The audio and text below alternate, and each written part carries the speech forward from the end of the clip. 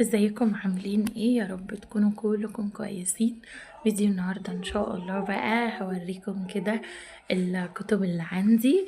في كتب طبعا قرأتها قبل كده، وفي كتب لسه ما قرأتهاش، وفي كتب خلصتها بقى من زمان. ان شاء الله ممكن ابقى اقراها تاني لان انا بحب القراية جدا. بس بسبب ظروف الانشغال بقى في الحياة وأمورها وكده، بقعد فترات كبيرة قوي ممكن ما اقرأش. فالحقيقة ان انا حاليا عندي شغف بالقراءة، يعني حابة ارجع اقرأ تاني الكتب اللي عندي والكتب الجديدة. لان الصراحة الانسان عارفين ممكن يجيب حاجة يركنها، كان عنده فضول شديد انه يشتريها او شغف بيها كبير، وبعد كده يهملها فترة ويرجع لها تاني. فان شاء الله هنرجع نقرأ تاني، واعمل لكم كمان فيديوهات حلوة قوي. هعمل لكم اقتباسات من الكتب اللي عندي ديت، يعني مقولات صغيرة كده، حاجات لفتت انتباهي وشدتني كده، بحيث انتوا كمان تستفيدوا منها في حياتكم. المهم يلا بينا بقى، علشان ما اطولش عليكم هوريكم الكتب اللي عندي. بس الاول يا ريت تعملوا لي متابعة على التيك توك واشتراك في قناة اليوتيوب، ولايكات بقى كتير وشير للناس اللي بيحبوا القراءة كده زيي. أول حاجة هبدأ لكم بالكتب اللي كانت عندي من زمان القديمة يعني، وقرأتها قبل كده وخلصتها. أول كتاب كده كتاب الرجال من الزهرة والنساء من المريخ لدكتور جون غراي. عايز لكم الكتاب ده تحفة، يعني بصوا هو يعتبر رقم واحد من أكتر الكتب مبيعا في العالم. الكتاب ده حلو جدا بقى. ليه؟ الكتاب ده بيتكلم عن العلاقات بين الرجال والنساء وكده، وان ازاي المفروض، يعني بيشرح لك بالظبط ويفهمك دليل لفهم الرجال وفهم النساء. كل واحد طبعا طريقة تفكيره مختلفة عن التاني، فالكتاب ده بيوضح لك دماغ كل واحد هو بيفكر ازاي بالنسبة للستات والرجالة. حلو جدا جدا طبعا للناس اللي مثلا مخطوبين جديد وقربت تتجوز، او مثلا الناس اللي متجوزين جديد وكده. الكتاب ده حلو جدا يخليكم تعرفوا ازاي تتعاملوا مع بعضيكم بطريقة صح وكده. ودي اهي كده الفهرس بتاع الكتاب او محتوياته. حلو قوي قوي، وكمان طرق حل المشاكل وحاجات جميلة جدا. طبعا انا ده قريته قبل كده، واللي عرفته ان الكتاب ده قيم جدا ومنتشر ومشهور جدا جدا. هو عندي بقاله حوالي 8 او 9 سنين. عايزه اقول لكم وقت ما انا اشتريته كان عامل ضجه رهيبه ومنتشر قوي، والناس كلها كانت بتدور عليه. الكتاب ده طبعا كنز عمري كده ايه ما اتخلى عنه، وممكن ابقى اقراه تاني. طيب تاني كتاب بقى كنت برضو اشتريته قبل كده ولقيته حلو جدا، هو الكتاب ده كتاب اسمه الحب بين الزوجين للدكتورة هويدا الدمرداش. طبعا دي دكتورة نفسية مشهورة جدا جدا، ليها صفحة كبيرة وكده. عايزة اقولكم بس معلش لو في شخبطة زي كده او حاجة، فدي من يارا، ربنا يحفظها لي كده ويهديها. وهي صغيرة كانت ممكن تمسك حاجة كده من الكتب دي فاكراها لعبة وتشخبط فيها. ما علينا، مش موضوعنا. المهم ان الكتاب ده نفس فكرة كتاب الحب بين الزوجين، قصدي الرجال من الزهرة والنساء من المريخ، ده نفس الفكرة.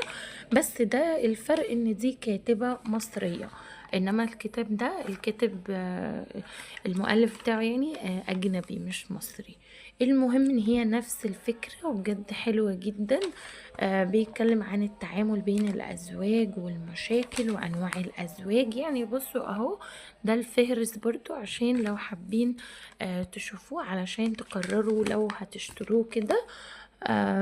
ده كنت شاريه ب35 جنيه. انتوا متخيلين؟ في عز الرخص من حوالي 9 سنين او 10 سنين كان عندي شغف وفضول كبير قوي ان انا اجيب الكتاب ده، وقرأته فعلا كله وخلصته ولقيته كويس جدا، و يعني خدت منه معلومات حلوة قوي. فده برضو للناس اللي عايزة تعرف ازاي تتعامل مع الطرف التاني. طيب في بقى بعدها عندي الكتاب ده. الكتاب بقى اللي بعد كده هو الكتاب ده اسمه لا تقتل الطفل في زوجتك. الكتاب ده حلو قوي قوي للكاتب محمود توفيق. عايزة اقول لكم الكتاب ده لما نزل عمل برضو ضج وسط الناس وانتشر قوي وكده على الفيسبوك والانستجرام والحاجات دي. وناس كتيرة قوي اشتريته كده. هو حلو قوي ويعني بيتكلم في نفس سياق الكتاب ده وكتاب دكتورة هويدا اللي هو ده اللي انا لسه قايله لكم عليه. بيتكلم بقى عن الحاجات اللي بتزعل الست عموما، الزوجة يعني وكده، وازاي تتعامل معاها وازاي تفرحها وهي كمان، والعلاقة بين الطرفين والكلام ده كله حلو جدا جدا. والمشاكل كمان اللي بتواجههم في جوانب او امور كتير. ده برضه انصحكم جدا ان انتوا تشتروه، كان حلو قوي قوي وبرضه قرأته تقريبا كله. المهم بعد الكتب دي بقى قعدت اشتري بقى ايه كل فترة كده كتاب. لما الاقي كتاب كده يستهويني، انا بحب عموما مجال علم النفس والعلاقات البشرية او التنمية البشرية يعني. فلما كان بينزل كتاب ويعجبني انا كنت بحب ان انا اشتريه جدا. كان في كتب قبل كده كسبتها وفي اللي اشتريته وهكذا. المهم ان انا طلعت في الحياة كلها لحد الان يعني بال11 كتاب دول، وهم عندي كنز كبير بجد. المهم بعدها بقى ايه هوريكم الكتب التانية. جبت كده الكتاب ده او تقريبا كنت كسباه، هو اسمه التخلص من الطاقة السلبية، خطوات واساليب عملية للتخلص من الطاقة السلبية وللشعور بالسعادة، لمي عبد الجواد، خبيرة ورائدة بالطاقة النفسية ومدربة ومستشارة إدارية. الكتاب ده فيه يعني تمارين عملية كده. الأول بيعرفك ايه أسباب التعاسة يعني عدم السعادة وكده، وبعد كده بيكلمك عن معنى السعادة. حتى بصوا ثواني كده اوريكم حاجة. بصوا هنا كده. هنا كنت حتى بصوا انا قرأت في الكتاب ده كتير، لان هنا الصفحة دي فيها معنى السعادة. بيقول كمل الجمل ديت علشان تعرف تكتشف يعني ايه هي السعادة. انا كنت مجاوبة كده هو بالقلم الرصاص. وعن كل حاجة هنا مثلا بيقول لك الاشخاص السعداء هم مين.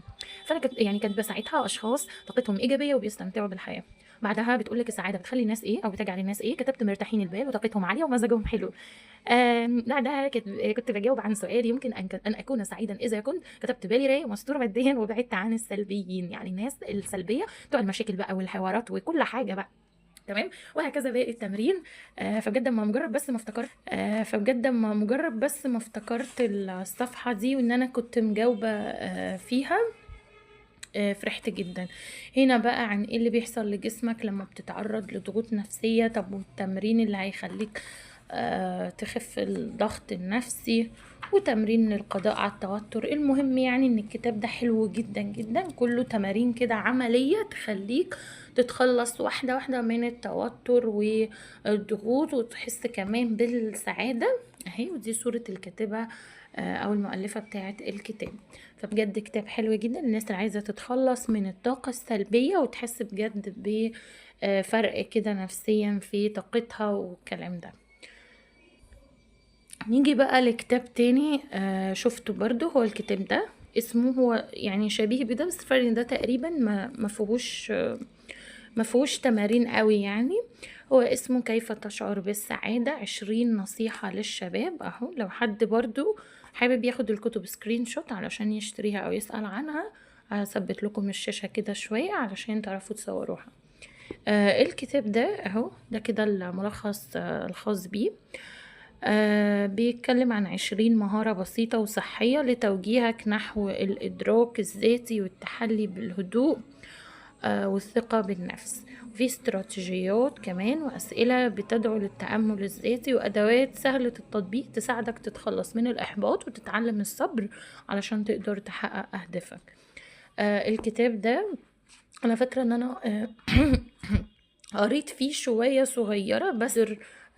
جزء المهام طبعا ده خاص بالضغوط، تحلى بالمرونة وحاجات كده. فإن شاء الله هقرأ معاكم. في بقى كتاب عجبني قوي برضو. هو الكتاب ده اسمه فرحتي ليمنى سمير علشان انتي تستحقي السعادة. ده حلو جدا. بص انا اتفاجئت برضو يا رشا خبطت لي عليه بس وهي صغيرة، ما علينا الله يسامحها ويهديها. الكتاب ده حلو جدا جدا. بتعلمك فيه برضو ان ازاي تكوني مبسوطة وتعيشي بسعادة وتكبري دماغك كده من حاجات كتيرة ومفاهيم غلط كتير وكده، وبتصحح برضو مفاهيم غلط ممكن نكون شايفينها. انا قريته الصراحه بس مش كله تقريبا، فهو عجبني جدا جدا. بس زي ما قلت لكم اتشغلت بقى في امور تانية وكده، فللاسف قللت او ما قدرتش اكمله لاخره. بس هو عجبني. فالكتاب ده حلو جدا، هيعجبك جدا، وهيحسسك طبعا بجرعة ادرينالين، اسمها ايه، سعادة كده عالية، وهتبقى موضوع شيق بالنسبة لك ان انت تكملي قرايته. الكتاب بقى اللي بعد كده وهو كتاب 27 روشتة للسعادة والحياة. الكتاب ده جديد، كنت شارياه من معرض القاهرة الدولي للكتاب من حوالي سنة تقريبا أو سنتين. طبعا السنين بتجري يعني، فأنا حاسة كأني لسه شارياه امبارح. المهم، ده برضو من عصير الكتب. الدار دي حلوة جدا في النشر، ما شاء الله كل كتابهم قيمة وجميلة جدا جدا. هو اسمه 27 روشتة للسعادة والحياة، من أجل حياة مليئة بالسعادة والحب. في الكتاب ده بقى روعة، هتلاقي نصايح فعلا متخذة بقى أو مقتبسة من مؤلفين كبار زي دكتور إبراهيم الفقي الله يرحمه، وناس تانية كتير. هتكلمك عن السعادة أهو، وهنا مكتوب للكاتب جون جوردن. تمام. بتكلمك عن العادات الحلوة اللي تخليكي تكوني مبسوطة، أفكار مثلا تساعدك تستمتعي بحياتك. زي هنا كده زي ما انتوا شايفين مكتوب ايه، مكتوب أفكار تساعدك على الاستمتاع بحياتك. من الحاجات اللي بتجلب السعادة للإنسان القيام ببعض أعمال الخير. كمان مكتوب شاركي المتعة مع الآخرين. ده بيخلي متعتك مضاعفة لما تعملي حاجة كويسة، زي مثلا لو اتناولتي الغدا مع مجموعة من أصحابك أو أفراد أسرتك، هتلاقي ان انت في الغالب هتكوني مبسوطة أكتر من ما تاكلي لوحدك. وده بينطبق على الرياضة والألعاب والتلفزيون ومساعدة الآخرين. على فكرة ده كلام يعني في الحقيقة حقيقي يعني. تمام. مكتوب كمان لما بتجيبي المال بتجمعيه من خلال مجهودك الشخصي تكون المتعة والسعادة، أو تكون المتعة والسعادة. وفي أغلب الحالات اللي بيكتسب فيها المال بالكد والتعب لا يأتي المال كله دفعة واحدة، بل يأتي تدريجيا، وهو ما يتيح للفرد فرصة تعلم كيفية إدارة نقوده. المهم يعني المفروض يعني بيقولك يعني ان الاحلى الفلوس اللي بتجمعيها من تعبك كده وشقاكي، مش الفلوس اللي بتجيلك مرة واحدة من غير ما تكوني تعبتي فيها. المهم بعدها بتقولك بقى افكار تساعدك انك تديري وقتك. حلوة قوي برضو تعملي قائمة اهداف ومهام، تكتبي في كل يوم في النهاية ايه الحاجات اللي المفروض تعمليها بكرة مش عارف ايه. المهم ان هو كتاب قيم جدا جدا جدا وحلو جدا، قرأت منه جزء وان شاء الله الفترة دي زي ما قلت لكم هكمله. كل ما اقرأ حاجة او اقتباس حلو يفيدني والاقيه كويس ليكم انتوا كمان هيفيدكم، او يشعركم كده بشوية سعادة وتحسين لمودكم، ان شاء الله هشارككم الحاجات دي. شجعوني برضو وقولوا لي رأيكم في الكومنتات. الكتاب بقى اللي بعد كده وهو كتاب أكواد السعادة للكاتب دكتور مصطفى النحاس. الكتاب ده روعة روعة روعة. الكتاب ده يا جماعة باختصار بيكلمك عن حاجات كده، تريكات صغيرة في كل حياتك تحسسك بالسعادة. بس بيلخص. عارفة انت الناس اللي ما بتحبش بقى القراءة الطويلة والحوارات الكتيرة وكده، الكتاب ده هو ده بجد اللي ليكم. مش هيحسسك بملل يعني، وهتاخدي الخلاصة زي ما بيقولوا. هنا مثلا مكتوب نفسك هي أغلى ممتلكاتك، لو مش حاسس بقيمتها محدش غيرك ممكن يقدرها. هنا مثلا مكتوب ما تضيعش سنين مستني الانتقام من اللي أذاك، أكبر عقاب للشخص المؤذي دماغه المتسلطة عليه أو المتسلطة عليه. هنا بقى بيقولك كلمة لأ لما بتتأجل بتتحول لباب ضغط وتنازلات مستمرة لحد ما توصلك للحظة الانفجار. ده للناس اللي بتيجي على نفسها على حساب أو على حساب نفسها عشان الآخرين، فبينصحكوا يعني وكده. هنا مثلا بيقول اهتمامك بنفسك او بنفسك مش انانية، وقتك الشخصي هو اللي بيجدد طاقتك. ده للناس بقى اللي على طول مضغوطة زي حالاتي كده، ممكن تأجل شوية ان هي تعمل حاجة صغيرة لنفسها تسعدها او كاهتمام لنفسها وحق عليها طبعا. فالمقولة دي تنطبق على الناس دي جدا. المهم هنا مثلا مكتوب لك انت استني. ارسم لنفسك حدود تحميك في علاقاتك، مش سدود تعزلك وتبعد عنك الناس. وهكذا بقى مليان. بصوا كلام حلو جدا، ده من احلى بجد واجمل الكتب اللي قريتها، لانه بيجيب الملخص المفيد كده، يعني بيعرفك بشكل عام نصايح عامة في حياتك ان ازاي تعيشي مبسوطة وبالك رايق. مش شرط تقري كتاب طويل وصفحاته كتير، الكتاب ده فيه الخلاصة بأمانة. الكتاب بقى او الكتب الجديدة اللي انا اشتريتها ضمن الكتب دي هما 3 كتب هعرفه لكم سريعا علشان الفيديو ما يطولش عليكم وتزهقوا مني. اول كتاب هو كتاب جلسات نفسية للدكتور محمد ابراهيم. الكتاب ده طبعا مش محتاجة اكلمكم عنه كتير، لانه كان بصوا يعني الترندات بأمانة من حوالي 2 3 4 كده. اشتهر جدا وناس كتيرة كانت تتمنى تشتريه، واللي جابوه قروه، واللي عملوا عنه فيديوز كتيرة وكده.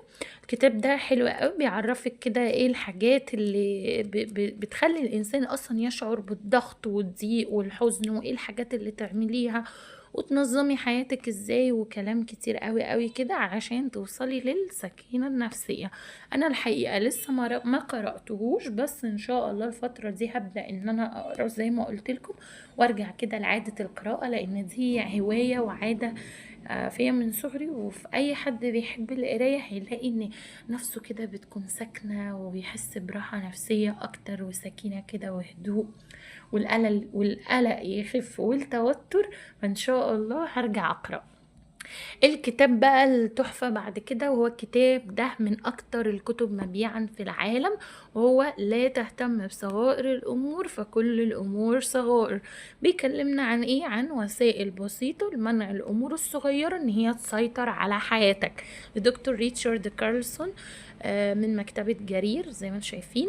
الكتاب ده يا جماعة يعني انا مش عارفة اقول لكم عنه ايه. الكتاب ده من زمان كان نفسي جدا ان انا اشتريه. هو كتاب اجنبي طبعا مش مصري، ودي كده صورة النسخة الاجنبية منه اهي لو واضحة اهي. تمام. المهم الكتاب ده بصوا هو لسه بشوكه، فانا ناوية هقراه بشدة، يعني عندي فضول جامد ان انا اقراه. بيكلمك عن كل الحاجات بقى اللي بتشغل بالك، والتفكير الزايد، والحاجات اللي بتجيب لك اكتئاب وقلق وخنقة وتوتر وكل حاجة، وازاي تتخلصي من اي حاجة بتضايقك. هقرا لكم كده جزء من العناوين، او نشوف كده فهرس الكتاب، ممكن ده اللي يوضح لكم اكتر الكتاب بيتكلم عن ايه. هنا مثلا في باب بيتكلم عن لا تقلقك صغائر الأمور. حاجة تانية اسمها التصالح مع العيوب. حاجة اسمها لا تكن واقعيا ولا خياليا. حاجة اسمها كن رحيما بالآخرين. تذكر أن حاجة من عاش لا تنتهي.